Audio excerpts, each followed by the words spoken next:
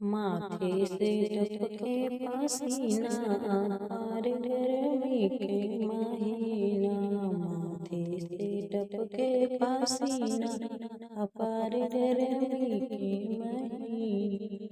जाई कहा हमरे बारिश सूरज से, जाई कहा हमरे बारिश सूरज से।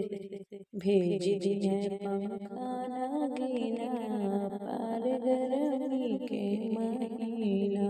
भेज दिए पंखा नगीना पार गर्मी के महीना। माथे से टपके पसीना पार गर्मी के महीना। माथे से टपके पसीना अपार गर्मी के महीना।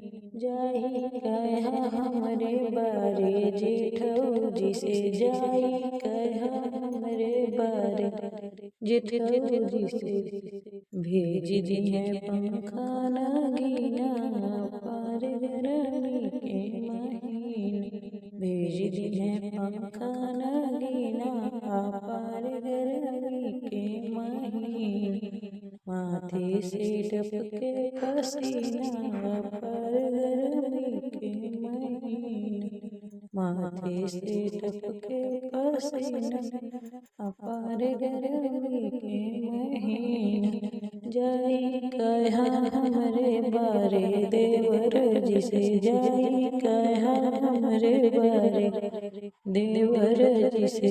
भेज दिए पंखा नगीना पार गर्मी के महीना। भेज दिए पंखा नगीना पार गर्मी के महीना। माथे से टपके पसीना पार गर्मी के महीना। दोस्तों, आपको यह रोटी पर का गीत कैसा लगा? अगर अच्छा लगा है तो कोई वीडियो को लाइक करके चैनल को सब्सक्राइब जरूर कर लीजिएगा और कमेंट में जरूर बताइएगा अगर आप लोगों को यह वीडियो अच्छा लगा है तो।